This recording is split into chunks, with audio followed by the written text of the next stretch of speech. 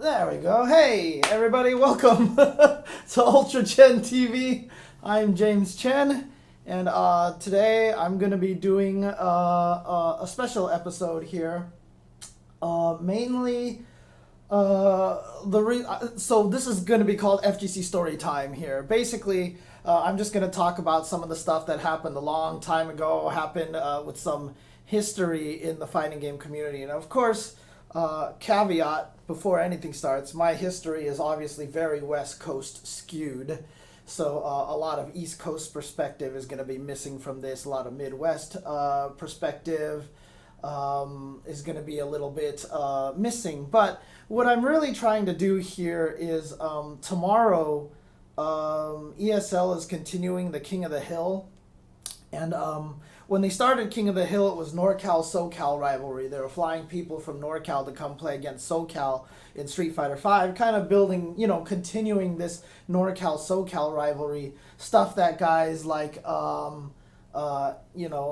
Valle and John Choi and Kaneda kept doing at NCRs and SCRs, always keeping this NorCal-SoCal rivalry. On the King of the Hill show, I wanted to talk along about the history of this rivalry, but I didn't really get much of a chance to. Obviously, time constraints and everything, I had to kind of condense it as much as possible. So one of the things that they're doing now for Season 3 is they're going to fly East Coast players out. So they're going to be flying East Coast players out to play against some West Coast players that should be starting tomorrow. And so kind of continuing the East Coast, West Coast rivalry. So I really wanted to talk about this and kind of just, do what I wanted to do on the King of the Hill show, which I guess I'll just do here then, which is just talk a little bit about the history. So it's going to be a lot of fun. Look, again, my knowledge is, I'm an old man, so my memory is going to be a little shaky. I don't have all the dates exactly right and everything like that, but I think it's going to be fun. I think it's just going to be fun just to hang out here for a little bit and talk about a little bit of this East Coast West Coast rivalry. I did see, you can see in the chat over here, I did see Valle was in the chat at some point, so hopefully he can add in some information. If anybody else hopefully from the East Coast shows up, they can also fill in some gaps from the East Coast stuff. But that's why I have the chat sitting here. So that way, if I miss anything that people are talking about, that hopefully you guys on stream can see it here, obviously. And when I upload this to YouTube, you guys will be able to see some extra information here on the side as well. So let's just go ahead and get started here. Really, honestly, the way that I want to start talking about this rivalry is we really, really need to paint a proper environment. We really need to set the proper stage for how the FGC was a long time ago. I've had people ask me, so back in the old days, how were tournaments run? What were rivalries like? What was East Coast, West Coast like, and all these things like that. And it's really funny because it's so different now than how it was before. You really have to picture an environment where we had no home consoles, we had no training mode, we didn't have streams, we didn't even have barely any videos. If there was video footage of anyone playing, it really took a lot of effort from people. In fact, one of the main guys who runs the Level Up series, Shin JN, really was one of the first people who figured out how to start recording footage with a camcorder directly off of the arcade boards. And that was the early way in which we would actually capture tournament footage. And then once it was done that, it would be formatted into this tiny little video that barely fit like a quarter of your screen, and it was really, really compressed and everything, but that was the best we could get. Previous to that were VHS tapes. In fact, the entire B4 tournament was distributed on VHS. The EVO staff, or then the B4 staff, captured all that footage with Shin Jae-en's help, and they put together a VHS and sold VHS copies that you guys actually had to send out. Yeah, Gibby mentioned Real Media Player. Nobody knows what Real Media Player was. It was the worst thing, but it had some of the best compression, so everybody used it all the time. And Experimilks mentions that tape trading was a premium, and there was a lot of people who would pay for tapes. Someone would duplicate VHSs and send it to each other, and you would get this really terrible, like every time you duplicated a tape, I don't know if people know this these days, but every time you duplicated a tape, the quality got worse. And so sometimes you would get these third hand, fourth hand tapes that were like barely viewable, but it was like perfect anyway because you could finally see these matches. And it was pretty crazy. So during this time, this is the time frame. Let's talk about B3 time frame. B3 was one of the first times that there was any sort of gathering, Battle by the Bay. And this was a gathering that took place in Northern California. So obviously it was definitely more West Coast skewed. I don't feel like B3 really kind of gave us a proper East Coast, West Coast resolution. It was more of a NorCal, SoCal kind of thing that they were going up against each other there. But yeah, it was around this time and around the turn of the millennium, basically turn of millennium, around 2000 when B4 actually took place. Now, B4, of course, is the precursor to EVO. B4 was in 2000, B5 was in 2001, and then Evolution 2002 was the first Evolution. Now, B4 and B5 took place in a tiny little arcade in Folsom, California, in NorCal, near Sacramento, basically. It was just a tiny little arcade. Everyone was crammed into this thing. It was jam-packed full of people, and we were there to play a bunch of different games. And basically, here, let me turn this to silent really quick. And basically, it was still very West Coast oriented. It was very West. So someone asks, what games were at B4? B4 was B4 had Marvel vs. Capcom 2. Let me see. Street Fighter Alpha 2, Street Fighter Alpha 3, and Street Fighter 3 Third Strike and Super Turbo. So there was 5 games played: MVC 2, SFA 2, SFA 3, Third Strike, and Super Turbo. Those were the games being played at the time. And again, it was still mostly kind of a West Coast kind of thing. However, this is kind of where the East Coast, West Coast rivalry, in my opinion, began. Because you have to understand that around this time, we had no ability to play each other. We didn't have online matches. People didn't travel. There was no traveling to these tournaments. In fact, just to get to this Folsom arcade, all we did was just go from NorCal to SoCal by driving. You know, nobody even flew. It was one of those situations where like 5 people would sleep in the same hotel room to save money kind of thing. And so everybody went to B4, and nobody traveled for these events. But it was one of the first times that finally East Coast came out. And the person who made it out was Eddie Lee. Now, Eddie Lee is not a player that is a name. Was MVC1 there? Yeah, see, that's the thing. I was looking through these results. I was doing all this research beforehand. I couldn't find anything about MVC1. But I remember MVC1 being there. So Justin actually says that MVC1 was there. Thank you for clarifying that, because I'm pretty sure MVC1 was there. I remember that game being played. I just don't see it. I was like trying to find it, and I specifically searched for MVC1, and I couldn't find information in there. So Valle says that MVC1 wasn't at B4. So it might have just been a side tourney thing or something like that. Well, we'll get that sorted out in a little bit as Justin and Vi kind of discuss it a little bit more.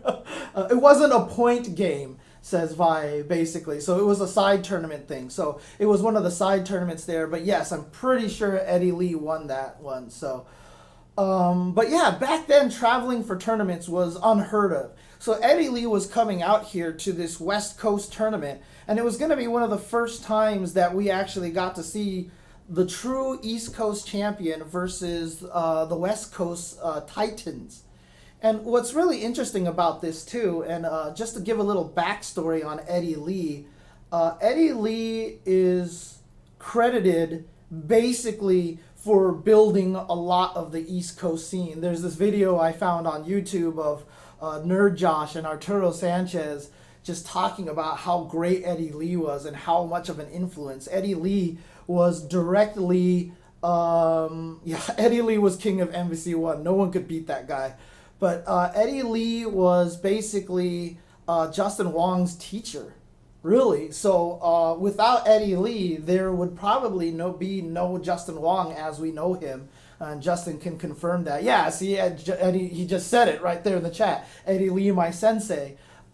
This guy was a fantastic fighting game player. He was good at every single game. But back during this time, nobody had any evidence. This was all still around the time where it was all posturing on the internet. It was just people in news groups and forums and IRC just sitting there going, yo, Eddie Lee, East Coast best, like as Arturo Sanchez would say, and people over here, nah, Valle and Choi, they're the best, you can't beat them. And it was just talk. It was really just talk at this time.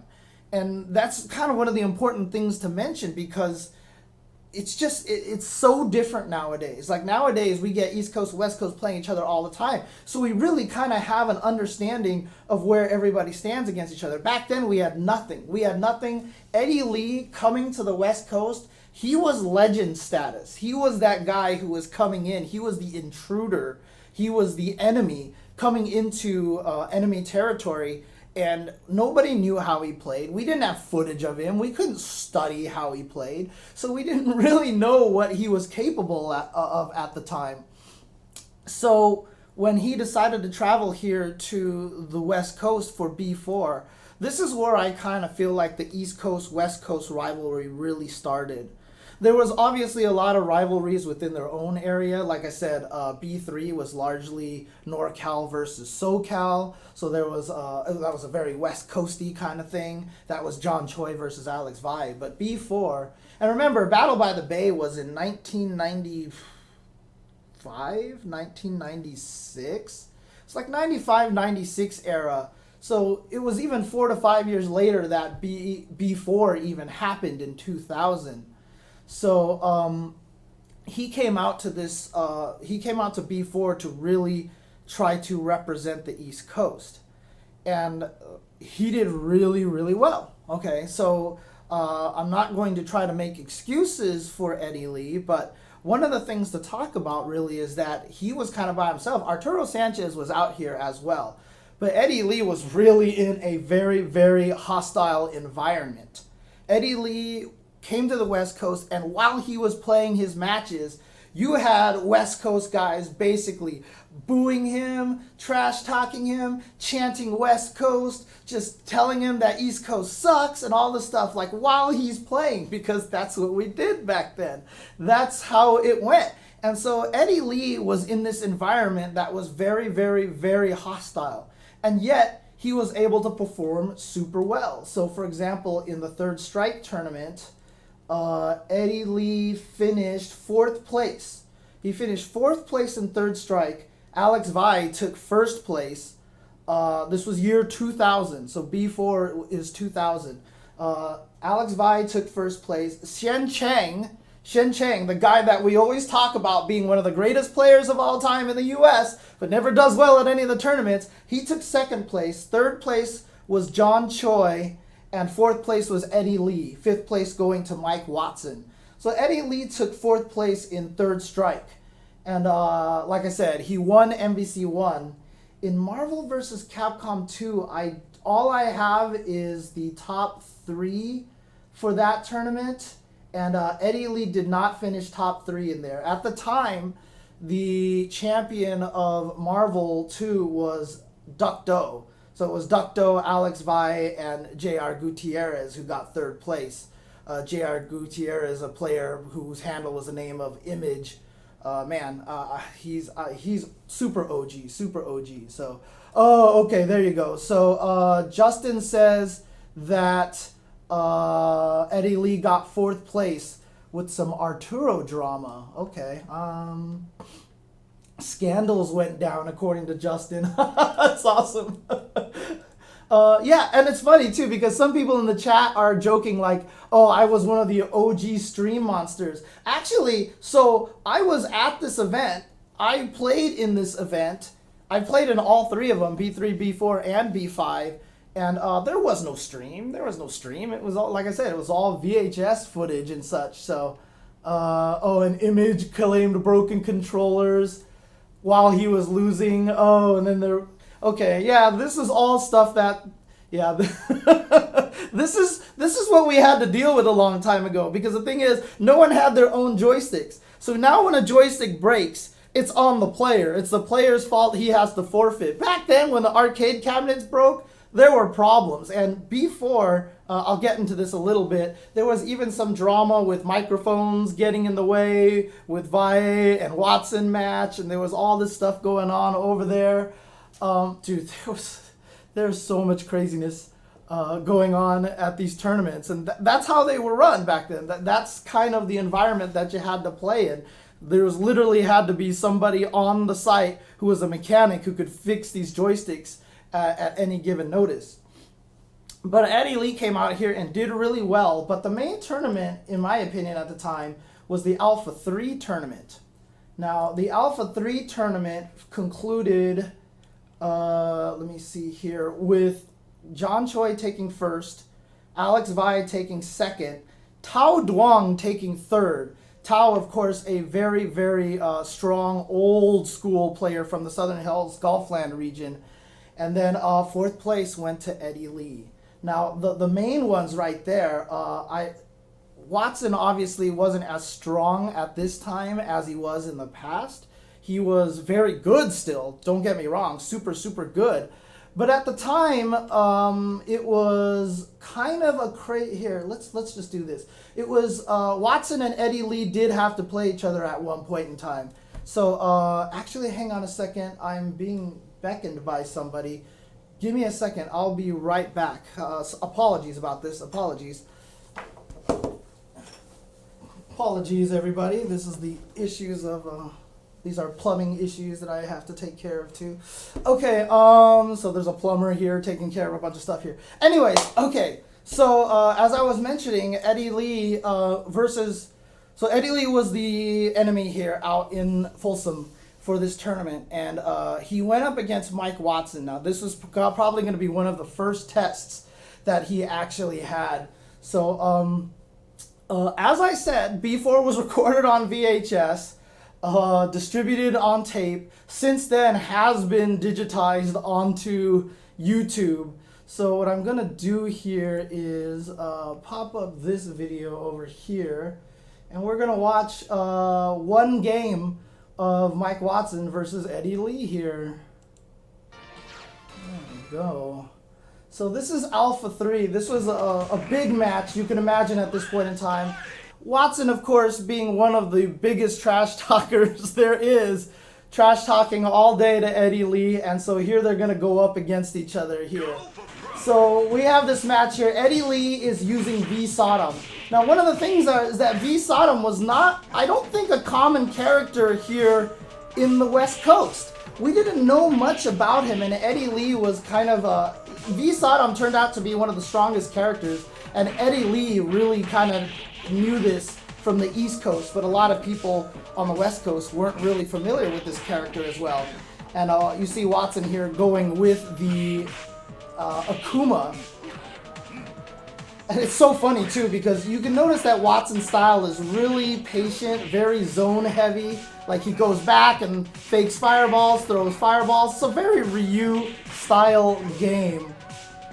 Yeah, exactly. Super Effects mentions this, but yeah, very Shoto heavy for the West Coast, and Eddie Lee going with the odd characters, and that's what Eddie Lee usually did. And here we go with a custom combo, and unfortunately Watson drops it at the end there, but has a huge life lead. Looks like everything is perfectly good, but then here comes Eddie Lee with the custom combo, perfecting the side switch combo as well that you needed from him, and now he has the life lead, only 3 seconds left, and he touched the button. He tried to hit Watson, and he got hit, and it's a tie game, so that round went to nobody. So right away, this match started off really hype with a draw round 1. And here you see them going up against each other, coming back over here. And look, a lot of people talk about Guilty Gear and all those games, and you see the flipping and the air recovery and all that stuff like that. That all came from Alpha 3, okay? Alpha 3 was the first game with this air recovery concept. And it was really, really unique at the time. And it's so hard to block some of these custom combos. Oh, that's going to be big damage.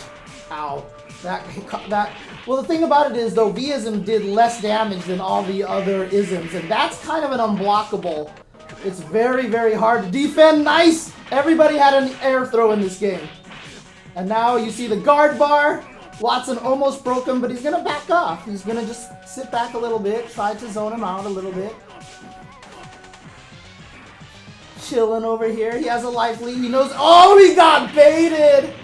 And that's the thing, too. It's funny. When you actually go back here, you specifically see Eddie Lee's building meter down here by whiffing those throws. As soon as he builds it up, you know he's going for some custom combo bait. And unfortunately, Watson falls for it, touches a button, and gets hit right there. There you go. Eddie turtled more. So someone asked in the chat, who turtled more, Watson or Eddie? Eddie did, and I'll explain that in just a little bit, because I will definitely get to that at some point in time. Yeah, here they are playing against each other. And now, just look at the chip. Look at the chip, and look at the guard bar going down. Look at that, guard broke it. And then Watson failed to convert it, but doesn't matter. Look how much damage he did. Jesus. Man, these games were brutal back then. And Akuma was such a good character in this game. And there it is. So Watson ties it up. Remember, the first round was a tie. Here we go. Final round. Different background music. Ooh, good block, but touched the button in there. Got hit. Once again, Eddie Lee trying the side switch combo, but the custom combo ran out at the very end. And here comes Watson. Gets his custom combo in the corner.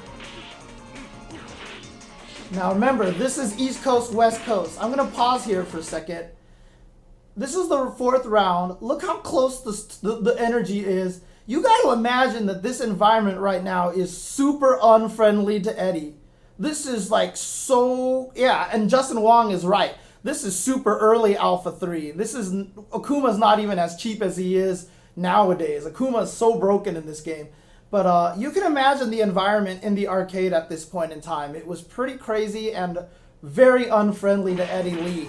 So there's a lot of pressure for Eddie at this point in time to try to pull off this kind of a victory, and you can't escape from that. There's nothing you can do about that. You're going to get SPD'd no matter what. But Watson here with a last chance to try to take this. God, Watson's fireball game is so good. He's the only guy who anti-airs with fireballs consistently. And Eddie Lee takes it. He takes it over Mike Watson, and that was a huge deal at the time.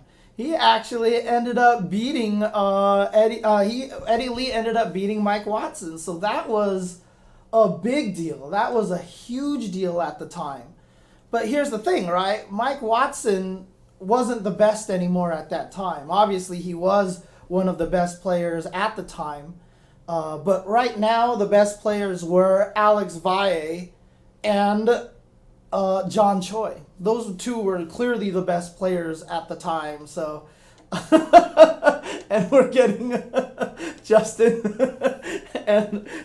chanting Eddie Lee here in the chat. And absolutely, again, one of the hardest things about this is that I do not have the proper East Coast perspective. So, look. Eddie Lee was an amazing player. I don't know enough about him. I wish I could expand on how great this player was, but I won't be able to do that. But unfortunately for Eddie Lee, and check out, I mean, look at this production value. This is a VHS thing, man. Tom and Tony Cannon put this tape together, the guys who ran Evo, and they even did all these motion graphics and stuff like that for VHS at the time. Those guys were way ahead of the curve. They were way ahead of the curve on this situation. But we're going to end up with Eddie Lee now going up against Alex Valle. And you're going to see a massive difference in gameplay here all of a sudden. Because Valle, look at this. He just likes to get in your face. And even back then, he was all the frame trap, the stutter king. And like I said, unfortunately for Eddie Lee, he was in a hostile environment going up against two of the best here on the West Coast. And so here we have the footage of Alex. See, look, we didn't even have those kind of custom. Vi just had the sweep into the fireball kind of unblockable setup. We didn't have like the crazy boss OTG combos and all these things like that. But yeah, here he's going to get him with the SPD. You can't escape that. That's guaranteed during the custom combo. And now Eddie Lee. Oh, that had to have been an execution error from Eddie Lee. No way he meant to do that move with Sodom. Because that's like one of the worst moves in Street Fighter history. Oh my, catches him low with a pseudo 5cc in this game, which still worked. But the thing is, once you get the sweep, you don't get any juggles. So that's all he gets. He got the sweep into the fireball setup, so he goes for the unblockable. Now he's going to try to guard break him, gets him here. But Valle with the wake up uppercut. Jason Cole was here. He did really well in all these tournaments. He definitely did well in all these tournaments. But Valle, yeah, you can see the rush down using dive kicks, using jump tatsus. I don't think Watson used a jump tatsu or a dive kick ever. And Valle going for that guard break in the corner again, just like Watson did earlier. Oh man, Valle with the uppercut. You can't block in a custom combo. So Valle just went for that uppercut and that worked out for him. And yeah, Valle on the verge of taking this now. So that was one of Eddie Lee's losses. And that was to the hands of Alex Valle. And of course, the other loss came at the hands of Mr. John Choi. John Choi, who used V Sakura. So Justin is linking some clips of Eddie Lee in the modern era. I'll have to take a look at that, see what that's about. Because I would love to be able to show him some... Oh, MVC3? Chris G versus Eddie Lee? Dang, okay. That's awesome. Yeah, it's really hard not to explain how good Eddie Lee was at this time. But let's watch this John Choi match. Oh, God. Sakura was so good in this game. Oh, my God. Freaking John Choi. Look at this. Guard, always scared of the guard break. That standing roundhouse, that back fierce with Sakura is so good. Oh, here we go. Oh, but an execution error from Eddie Lee. Able to recover it a little bit. Went for the air throw, didn't quite get it. And yeah, there was, you could almost call them crush counters in this game. Something analogous to crush counters is that fierces and roundhouses cause special counter hits. And yeah, so Eddie Lee tried to anti-air. He had to anti-air because John Choi was going to guard break him. Unfortunately got hit and it kept going at that point. But here we go, Eddie Lee trying to do his best here with Saddam. John Choi, of course, with his patented zoning and footsies with this character. And you know, watching this, you can probably get an idea of why Ricky Ortiz loved this character so much too. Because, God, the footsies for this character was ridiculous. Like, Sakura in this game was Miss Footsies. Oh, look at that whiff punish. Oh, he's so scared because his guard broken. Yeah, there it is. Takes a little bit of extra damage from that guard break. Oh, man. John Choi's footsies are ridiculous in this game.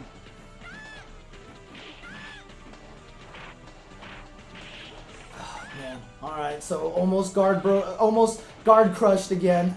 So Eddie Lee playing very defensive, gets the SPD.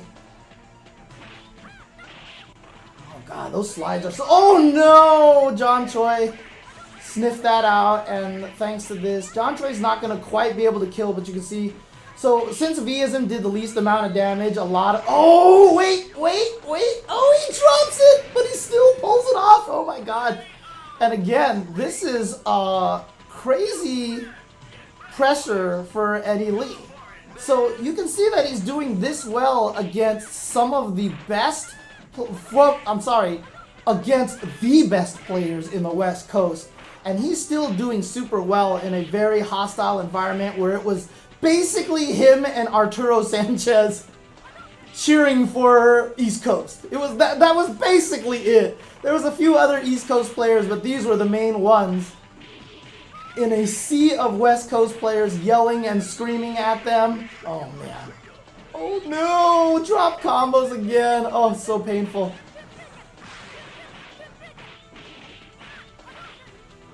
And yeah, almost guard broken. So that's why Eddie Lee's got to go for those slide risks. They're punishable. But he has to go for them. They're not punishable at the right distances. Oh, look at this flipping and chasing. Super close match here again between these two guys. Oh, the guard break, but Choi didn't realize that Fierce was going to guard break. He built up enough meter for a custom combo, so Eddie Lee's got to be careful of that, but Eddie Lee's got his own, and he misses it. Oh, man, Eddie Lee just dropped a few crucial combos. But honestly, other than that, if he hadn't dropped those few combos, Eddie Lee might have taken that from John Choi, that game from John Choi. But some really, really great examples of how strong Eddie Lee was as a player. He was able to defeat Mike Watson. He only lost to Valle and Choi, who got first and second in Alpha 3, and they were some of the best players. They were the best players probably on the West Coast for Alpha 3 at the time, along with Tao. So one of the things that should be mentioned here about this this tournament for B4, for those of you who have actually made it to EVO and have had a chance to see the Bang the Machine documentary, Bang the Machine pretty much covers this this tournament. It covers B4, and a lot of what happened at B4 is covered in that documentary. And not only were these guys playing for pride, not only were they playing for East Coast versus West Coast and money and everything like that. And by the way, when I say money, I'm talking like $100, $200, man. People were like, let's get that money, dude. I want that $200 first prize. And when you won that, you were just like, dude, I have $200. I can buy like 4 meals for free. Oh, this is the greatest thing ever. And so the other thing that was going on, though, was that a fellow by the name of Peter Kang was at the time trying to create a documentary called Bang the Machine. So one of the things that they set up was that there was going to be a 5v5 tournament between Japan and US, which was unheard of. Never happened before. We really barely had any America versus Japan knowledge at the time. There was almost nothing that, no one traveled. We really just didn't know what would happen there. So the Bang the Machine documentary ran B4, teamed up with the Cannons to run B4, and the winner of B4, there was like a ranking system. The people who placed the highest in total points would travel to Japan and represent America to play against the Japanese team. Now, of course, we were sending 5 American players to play MVC2, Third Strike, like Alpha 3, I think it was, and Super Turbo, like all 4 of those games. And Japan was going to have their own team of like 5 guys, like 5 specialists in every game. So it was a pretty crazy setup there. But what happened was that a lot of people claim collusion and all this other stuff, but Eddie Lee got kind of pushed right outside that point total. So he wasn't able to make it he did not qualify for the tournament. And Mike Watson, Valle, John Choi did. A couple of other players qualified as well. However, due to obligations, inability to travel and such, those positions dropped out. And so they needed replacements, so they got a few replacement players. And interestingly enough, one of the players that was supposed to make it there was Eddie Lee. He was in the points so that he was supposed to be able to go to Japan and compete in this. But he wasn't sure he could make it, so instead... Watson didn't qualify right away was it in MVC? No, Watson qualified for some games, but because Eddie Lee wasn't going to go, Watson practiced up MVC2 so that he could represent US in MVC2 a lot. That was one of Eddie Lee's best games. He was a monster at MVC2. But Eddie Lee wasn't sure he was going to go, so Watson practiced MVC2 a bunch. So Eddie Lee wasn't in the running according to Valle. Watson qualified for Super Turbo. So since Watson was going to go anyway, he practiced up in MVC2. He got really good at that game so he could represent the US in MVC2. And then at the last second, Eddie Lee did manage to make it to Japan, and he thought that he would qualify there. So he flew to Japan like on his own dime and such. And I don't want to flesh out this story because it really needs to be seen. If you guys can see Bang the Machine at Evo.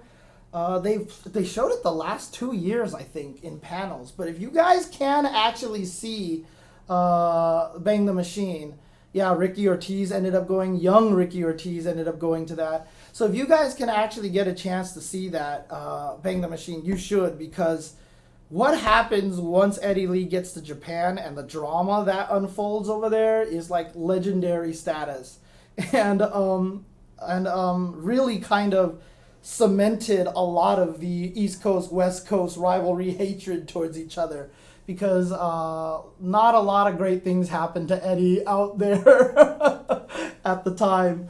So there's a tip right there, a hint of what happened. Jay Wong says Watson's so mean. So if you do guys get a chance to see that, it's epic. It was a lot of fun. It made for a great documentary, I'll tell you that much. But in that situation, there was a lot of controversy, a lot of argument, and in the end, Eddie Lee did get to play on the MVC2 team because they opened the teams up to 6 players on the U.S. and there was all this concessions made by the Japanese side. So shout outs to those guys. But that's kind of where the East Coast, West Coast rivalry started, in my opinion.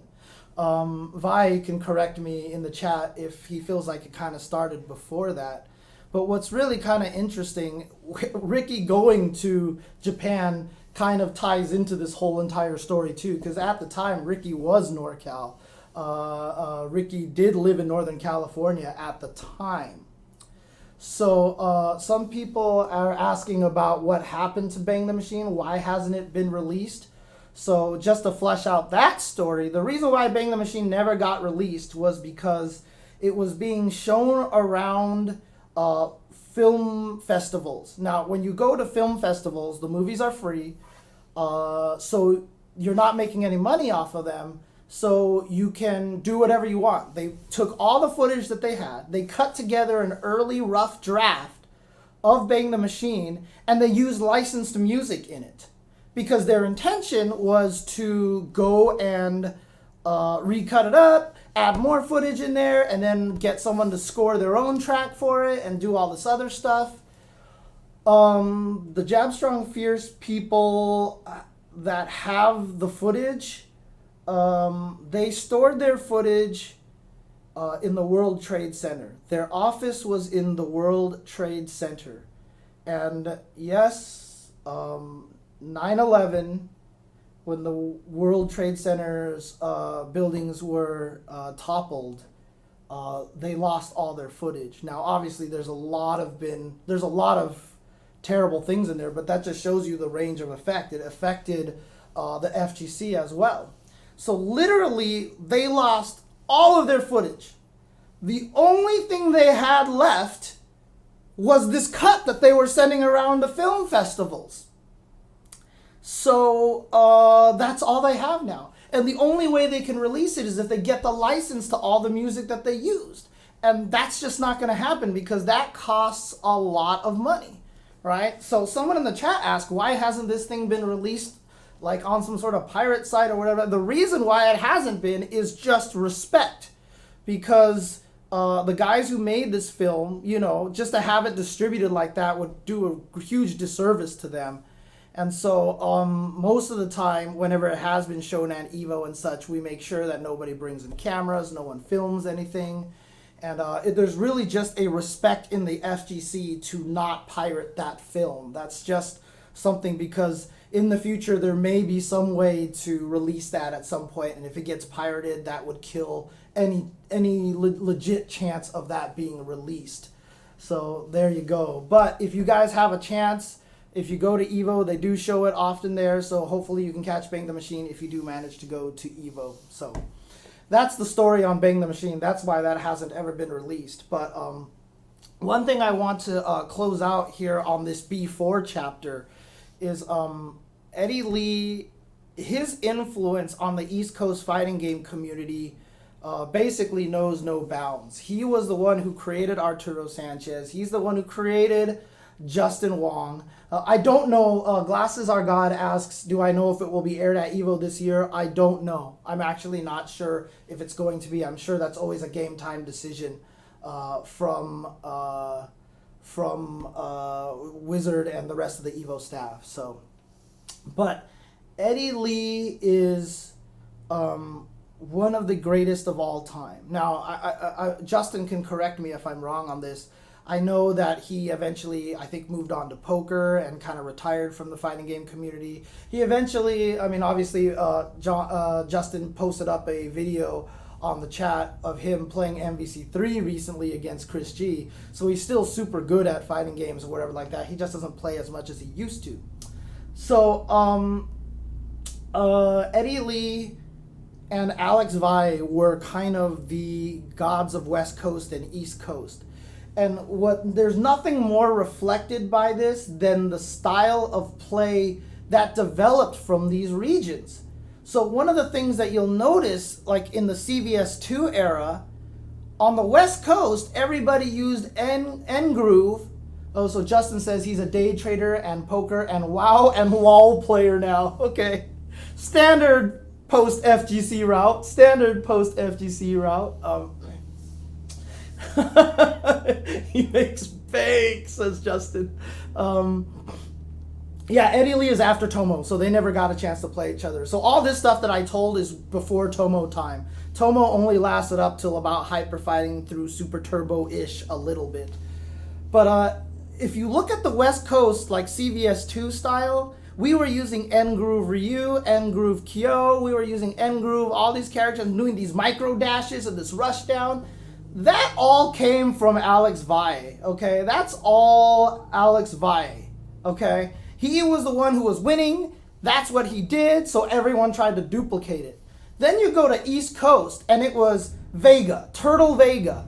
It was Turtle Mai, who jumped off the wall and dove away and just ran away all entire day. That was all pioneered by Eddie Lee. Eddie Lee was a very defensive turtley player, and his play style propagated throughout the East Coast. So that's why before Street Fighter 4, Justin was known as a turtle, because he learned that kind of style from Eddie Lee. He learned it from Eddie Lee, and he kind of adapted it. And sorry about the background noise. Is the background noise too loud for you guys? I think it's all the plumbing stuff that's going on in the background.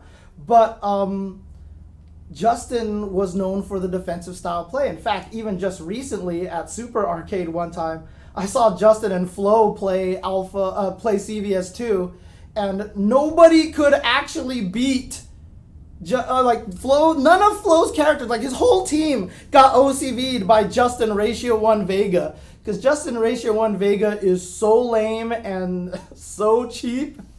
God, I was watching that match and I was just like, come on, Justin, dude. That was so bad. But that's what Eddie Lee did. He had created that environment in the East Coast. And without question, Eddie Lee has to be considered one of the greats of all time. And I say this unfairly from a West Coast perspective, because I say this without having direct evidence, direct experience with Eddie Lee, without having direct contact with him.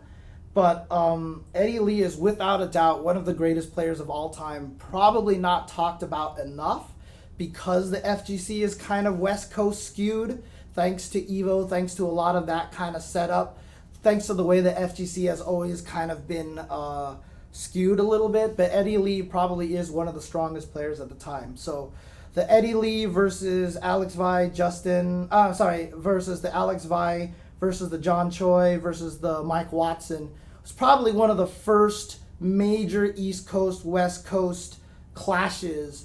And in this situation, East Coast unfortunately did not prevail.